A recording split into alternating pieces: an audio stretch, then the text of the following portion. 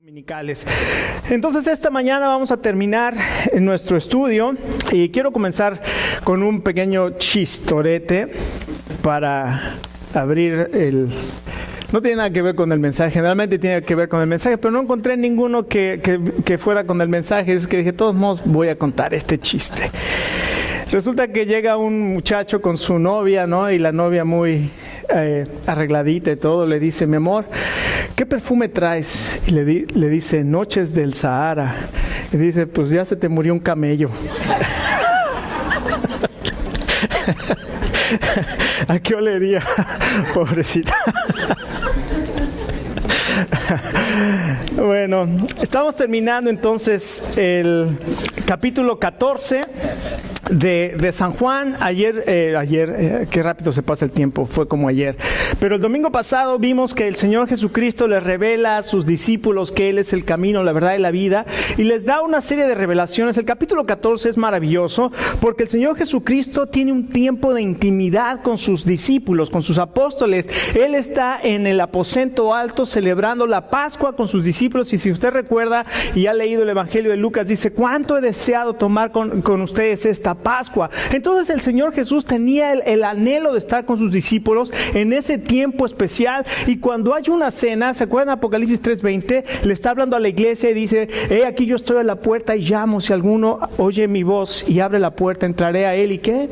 Cenaré con él. El tiempo de la cena es un tiempo especial con el Señor Jesucristo, y el Señor Jesucristo está teniendo ese tiempo especial de intimidad con sus discípulos y les está dando enseñanzas maravillosas. Les está diciendo, si ustedes creen en Dios, crean en mí. En la casa de mi Padre hay muchas habitaciones, como lo estudiamos esta mañana en los grupos de vida, y les está diciendo que Él les da la certeza del cielo, les da la certeza de que Él va a regresar por ellos, les da la manera en que pueden llegar al cielo, les dice, yo soy el camino, la verdad y la vida, y nadie va al Padre si no es por mí. Pero hay una pregunta que la semana pasada no leímos por el tiempo, teníamos que poner un pasaje, ¿verdad? Y Felipe le pregunta, y le dice, Señor, muéstranos al Padre.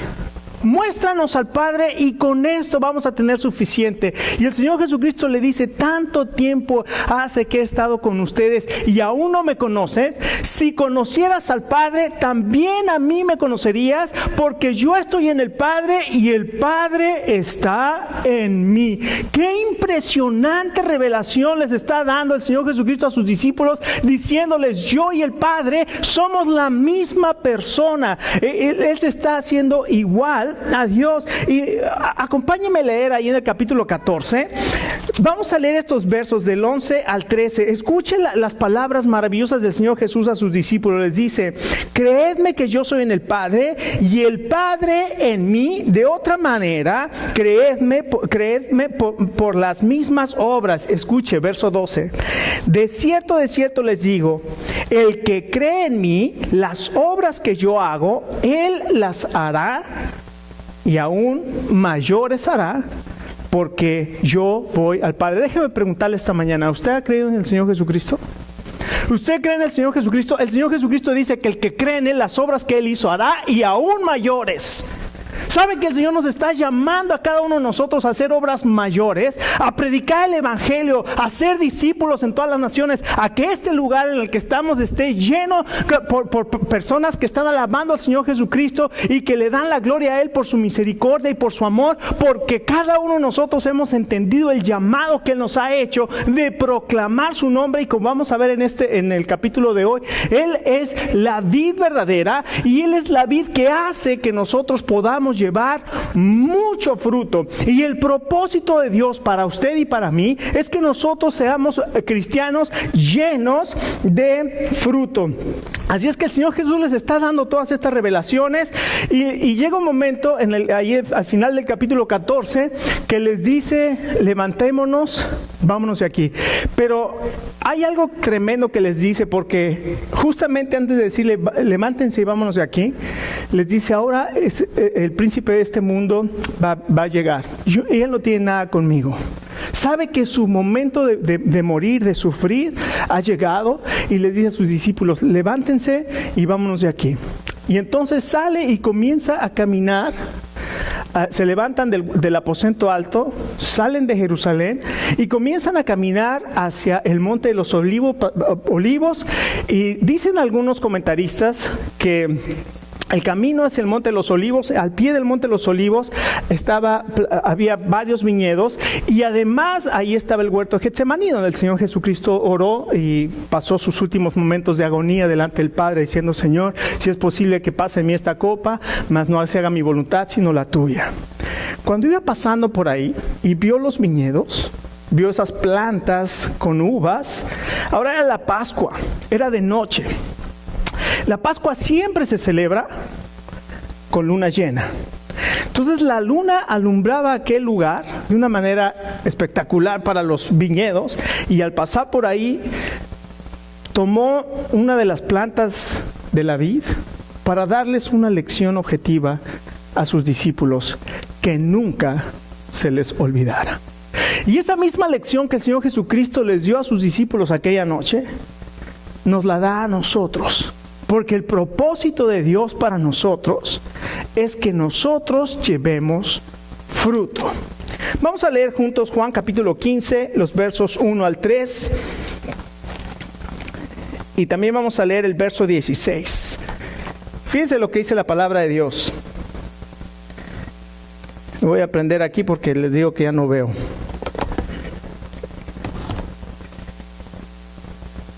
¿Qué me estará pasando? Ok, dice el verso 1: Yo soy la vid verdadera y el Padre es el labrador. Toda rama que en mí no da fruto, imagínense al Señor Jesús con esa planta de la vid, enseñándole ahí sus discípulos rodeando, y le dice: yo soy la vid verdadera, mi Padre es el labrador. Toda rama que en mí no da fruto, la corta. Pero toda rama que da fruto, la poda para que dé más fruto todavía.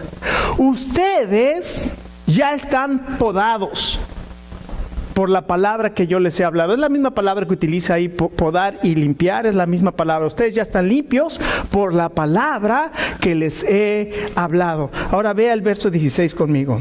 Dice el verso 16: no me escogieron ustedes a mí.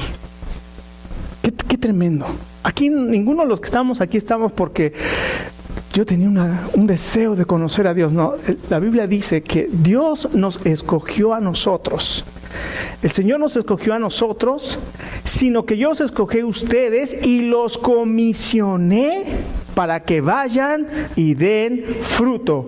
Un fruto que perdure. Así el Padre les dará todo lo que pidan en mi nombre.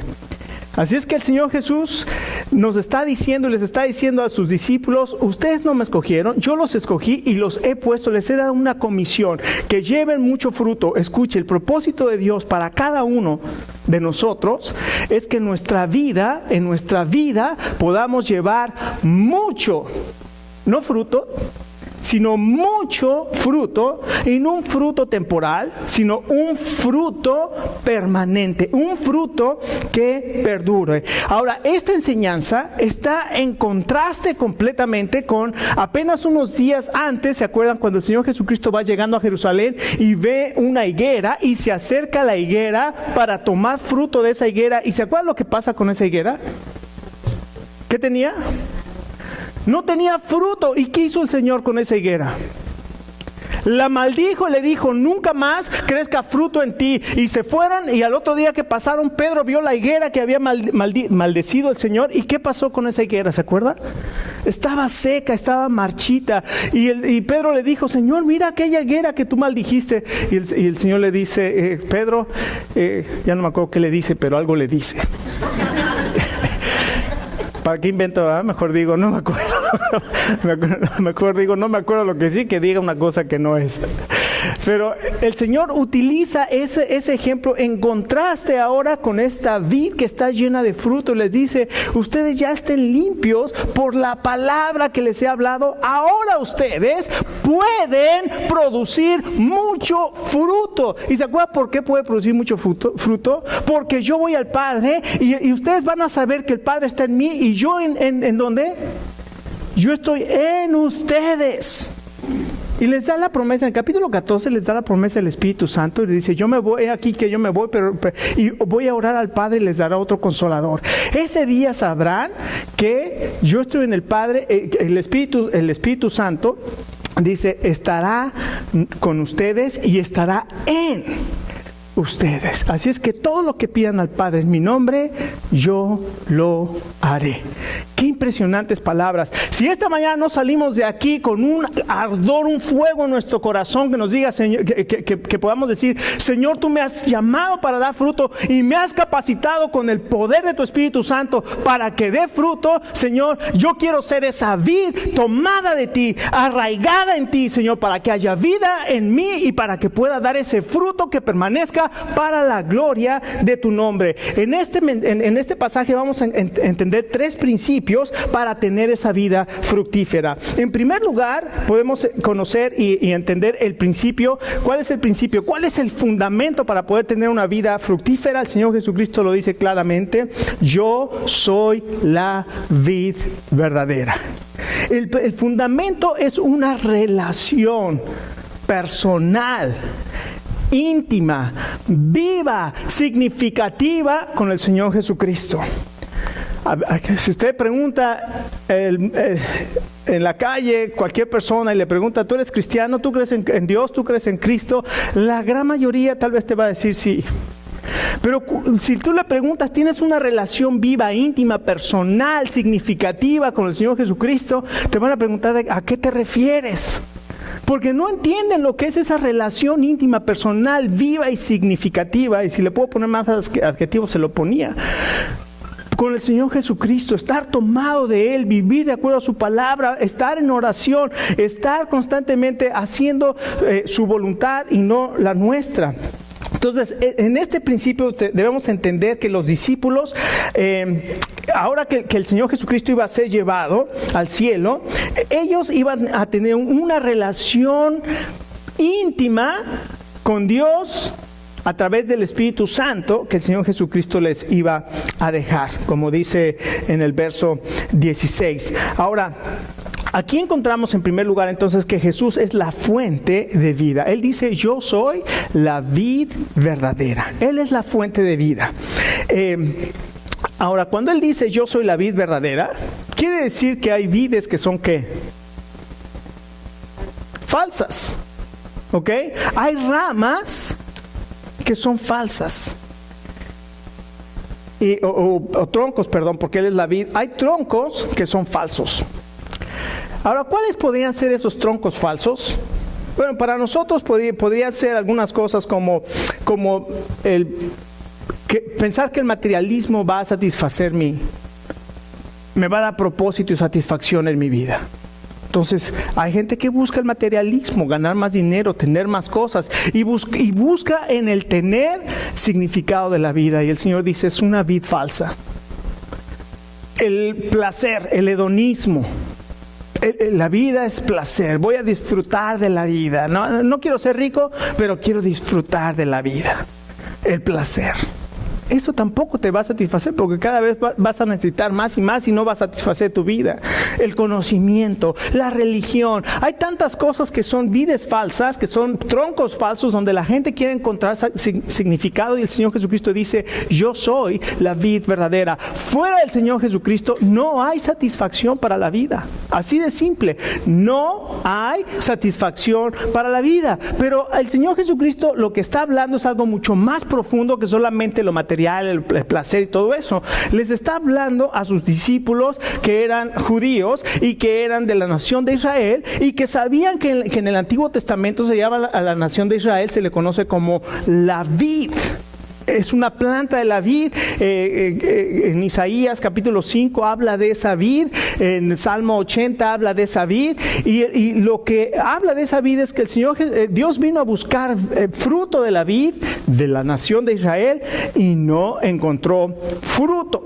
Entonces ahora, para que realmente puedan tener fruto que permanezca, el Señor dice, yo soy la vid verdadera. Ahora en mí sí pueden pueden tener vida. En Isaías 53:2, es un pasaje tremendo, la Biblia enseña que Jesucristo creció en su presencia como vástago, como raíz de tierra seca. Pero luego en el verso 8 dice la palabra de Dios que aquella vid verdadera fue arrancada de la tierra de los vivientes y golpeada por las transgresiones de mi pueblo. El Señor Jesucristo está hablando de que esa vid verdadera iba a ser sacrificada, y porque el Señor Jesucristo fue sacrificado por nuestros pecados, Él puede perdonar ahora nuestros pecados. Él perdona nuestros pecados cuando creemos en Él, y dice que nos limpia para que podamos dar fruto. Así es que Jesucristo, Él es la fuente de vida. Él es el que puede hacer que nosotros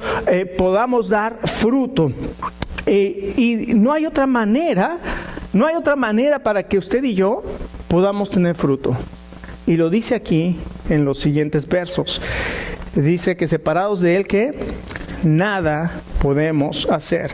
Después, no solamente es la fuente de vida, sino que también es el promotor del fruto. Jesucristo dice: yo soy la vid, yo soy el tronco de la vid, ustedes son las ramas, pero mi Padre es el que cuida la vid. Mi Padre es el que cuida la vid. Muy curioso el nombre del vinicultor o del labrador. Es el que trabaja la tierra, es literalmente George, el que trabajador de la tierra, que George, si usted lo pone junto, le queda la palabra George. Y Jorge quiere decir trabajador de la tierra.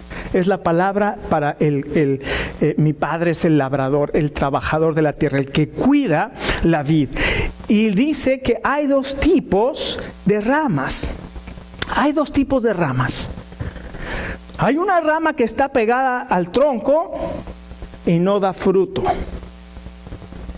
¿Qué pasa con esa rama que está pegada al tronco pero que no da fruto? ¿Qué dice la Biblia que pasa con esa rama? Verso 3 o verso 2: toda rama que en mí no da fruto, ¿qué? La corta, la remueve. Esa misma palabra que utilizó para quiten la piedra en la tumba de Lázaro, airó, quiten la piedra, la remueve, la quita. Y luego más adelante en el verso 6 nos dice qué pasa con esa rama. Dice, el verso 6 dice: el que no permanece en mí es desechado y se seca, como las ramas que se recogen, se arrojan al fuego y se queman. Esas ramas que no sirven, las corta, se secan y son echadas al fuego. Entonces ese es el primer tipo de rama, la que no produce fruto. El Señor va a cortar y los va a tirar. Pero la rama que sí da fruto, ¿qué dice que hace? ¿Qué hace? ¿La qué? La poda. ¿Qué es podar una planta? ¿Es qué? Se corta también, ¿no? Dice, bueno, pero hay dos tipos de propósito. Uno es cortarla y ya no, para que no produzca más, para que ya no esté pegada a la rama, porque solamente son ramas que consumen recursos que las ramas que sí dan fruto pueden tomar. Y la rama que sí da fruto, el labrador sabe qué ramas no van a dar fruto y las cortan, pero sabe qué ramas sí van a dar fruto y las poda. ¿Para qué las poda? Para que dé más fruto. Ahora escuche, yo creo que está hablando aquí de dos tipos de personas, unas que son creyentes y unas que no son creyentes. Y hay mucha gente dentro de las iglesias y mucha gente se dice cristiana, y hay una manera sana de realmente dudar de nuestra salvación. ¿No? Yo no estoy diciendo que una vez que soy salvo y dudo de mi salvación, está bien, pero lo que estoy diciendo es que hay una manera sana de preguntarme, como en el libro de Corintios el apóstol Pablo le dice a los corintios, le dice: examínense para ver si creen en Jesucristo, realmente están creyendo en Jesucristo. Entonces nosotros tenemos que hacer lo mismo. ¿Realmente yo soy salvo? Examinarme, decir, ¿realmente estoy dando fruto? Porque la característica natural de un cristiano es que va a dar fruto. Y si usted está dando fruto, usted puede decir, gloria a Dios, estoy pegado a la rama. Porque cuando usted no está pegado a la rama, su vida no está dando fruto. Y digo, yo no puedo ser, ni tampoco soy Dios, el único que hace esa clasificación es el Señor. Pero lo que sí nos dice es que tenemos que dar fruto, porque el fruto va a determinar si nosotros realmente estamos pegados a la rama o si nada más estamos consumiendo recursos, pero no somos vid, o sea, no estamos pegados a la vid. Ahora, hay una diferencia muy grande también en esto. La Biblia habla de dos, por decirlo así, habla de un juicio final, Apocalipsis 21, 8 en adelante, donde dice que todos los incrédulos, los que no creían en Jesucristo, los que lo rechazaron, un día van a presentarse delante del trono blanco del juicio final, y ahí se van a abrir unos libros, va a estar el libro de la vida, y ahí van a ser juzgados de acuerdo a sus obras. Ahora, todos esos que van a aparecer en el juicio final, ninguno de ellos será cristiano, pero Dios es tan justo que les va a hacer un juicio donde le va a mostrar por qué están en ese lugar. Y todos ellos dice que van a ser lanzados en el lago de fuego que es la muerte segunda. Entonces, hay un juicio para ellos. Pero también en 2 Corintios 5, 10 habla de que todos nosotros compareceremos ante el tribunal de Cristo para que sean probadas nuestras obras. Ahora, todos los cristianos vamos a pasar por un lugar que se llama el tribunal de Cristo. Ese no es un juicio, sino ese es un lugar donde nuestras obras como creyentes van a ser examinadas, y a cada uno de nosotros, dice la palabra de Dios, si alguno hubiera edificado en madera, heno y hojarasca, ¿qué pasa con la madera, heno y hojarasca al pasarla por fuego? Se quema y no queda nada. Pero ¿qué pasa si son oro, plata y piedras preciosas? La obra de cada uno va a permanecer. Entonces, ahí nuestras obras van a ser pasadas por fuego, van a ser probadas para ver qué obras realmente las hicimos para la gloria de Dios y cuáles fueron para pararme el cuello de la camisa y decir, ¿ya me vieron?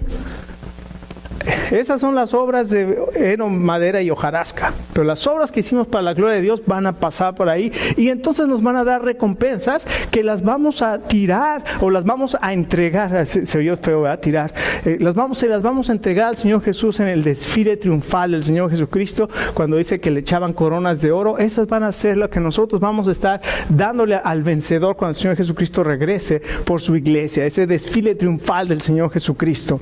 Entonces, hay un juicio final para los incrédulos y hay un tribunal de Cristo para los conversos. Ahora, son cosas muy diferentes, pero ahora ya sabemos la diferencia. Pero en este pasaje yo creo que se está refiriendo a los no creyentes que van a ser cortados y que van a ser lanzados a ese lugar que es el infierno, y a los creyentes que el creyente va a producir mucho fruto. En segundo lugar, no solamente nos habla del principio, que es un fundamento, el fundamento que es una relación con Cristo, sino después en el versos 4 al 7 nos habla del propósito, para qué nos ha puesto el Señor, para qué quiere que tengamos esa relación con Él, y el propósito es que nosotros tengamos fruto abundante. Dice el verso 4, dice, permanezcan en mí y yo permaneceré en ustedes, así como ninguna rama puede dar fruto por sí misma, sino que tiene que permanecer en la vid, así tampoco ustedes pueden dar fruto si no permanecen en mí. Yo soy la vid, ustedes son las ramas. El que permanece en mí como yo en él, dará mucho fruto. Apartados de mí, no pueden ustedes hacer nada. El que no permanece en mí es desechado y se seca, como las ramas que se recogen, se arrojan en el fuego y se queman. Si permanecen en mí y mis palabras permanecen en ustedes, pidan lo que quieran y se les concederá. Mi Padre es glorificado cuando ustedes dan mucho fruto y muestran así que son mis discípulos. Entonces aquí el propósito es el fruto abundante. El Señor nos ha puesto para que podamos llevar fruto. Ahora, la clave para entender este principio del fruto abundante se encuentra en esta palabra permanecer. Permanecer. Ahí cuente cuántas veces habla la palabra permanecer. Si ustedes permanecen en mí, si mis palabras permanecen en ustedes, el que permanece en mí, está hablando de ese principio, de esa necesidad de permanecer en Jesucristo. Ahora, hay dos cosas que habla aquí. En el verso 7 dice que permanezcamos en su palabra. Permanezcamos si permanecen en mí y mis palabras permanecen en ustedes. Una de las cosas en las que nosotros tenemos que permanecer, todo cristiano debe permanecer ¿en qué? En su palabra. Todos nosotros como cristianos debemos vivir bajo los principios de la Biblia. No los principios del mundo, no los principios de la psicología, no los principios de los financieros de yo no sé quién, ¿cómo se llama del Mad Money? No bajo esos principios, sino bajo los principios de Dios. Es impresionante que la gente cree más en lo que dice el Dr. Phil que lo que dice la Biblia. Creen más en los horóscopos y ahí están viendo el horóscopo para ver que lo que dice la Biblia. En lugar de buscar en la palabra de Dios y permanecer en la palabra de Dios, andamos buscando en otras cosas, en otras fuentes, en las revistas, en el Hola y en todas esas revistas de National Enquirer, todas esas revistas andamos buscando algo que nos dé un mensaje. ¿Cómo me va a ir en la semana? Y ahí voy al horóscopo y Walter Mercado y a ver qué dice. Y todas esas cosas, en lugar de venir a la palabra de Dios, que es la palabra de Dios la que dice aquí el Señor Jesucristo, permanezca si ustedes permanecen en mi palabra y mi palabra permanece en ustedes. Tenemos que aprender a ver el mundo a partir de lo que la Biblia dice. Es decir, ¿se recuerdan que Romanos capítulo 12 dice, no se conformen a este mundo, no se amolden, no se hagan de acuerdo al molde del mundo, sino sean transformados por medio de la renovación de su entendimiento, para que sepáis y para que puedan comprobar cuál es la buena voluntad de Dios, agradable y perfecta? La palabra de Dios debe ser el lente por el cual debemos ver todas las cosas. Entonces tenemos que permanecer en su palabra. ¿Cuántos en la mañana? ¿Para qué empiezo, verdad? A pisar callos, pero ahí les va. ¿Cuántos en la mañana se despiertan, abren su teléfono y van a Facebook? Aquí lo tengo, Facebook.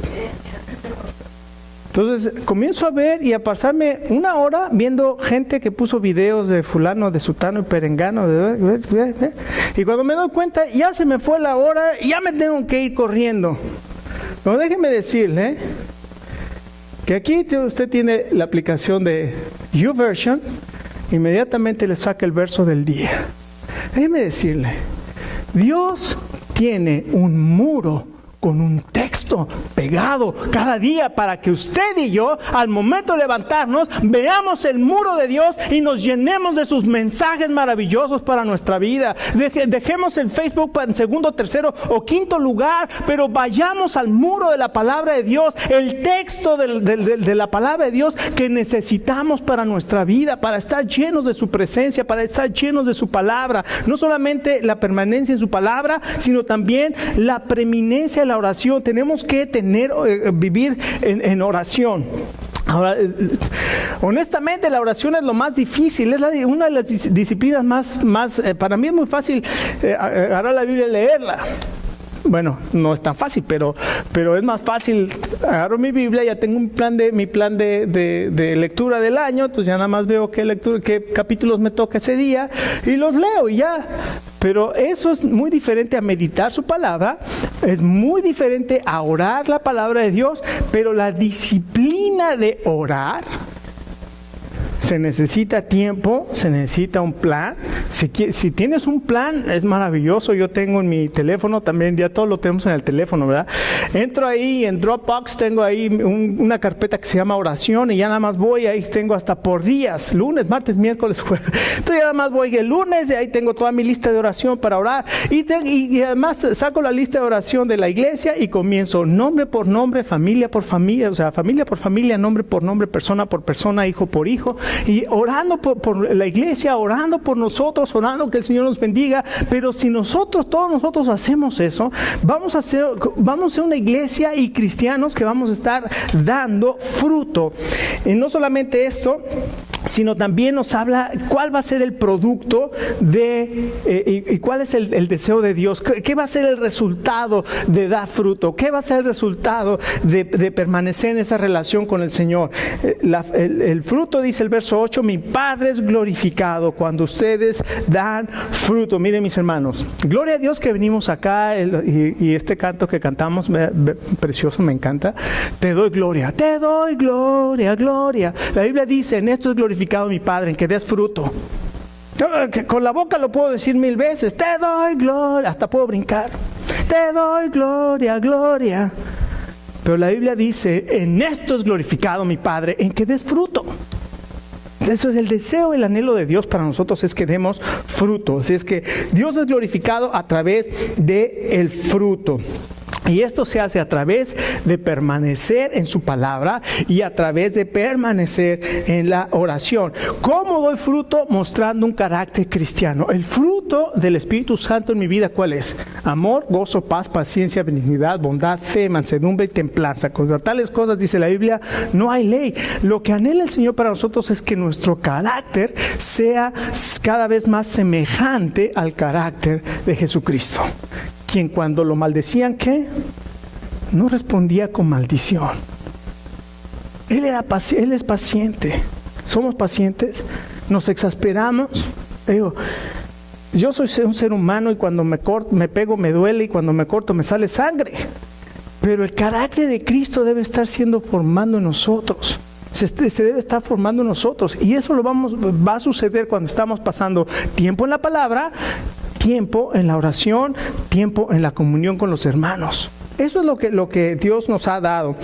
La vida transformada es la que glorifica a Dios. El apóstol Pablo, ¿se acuerdan?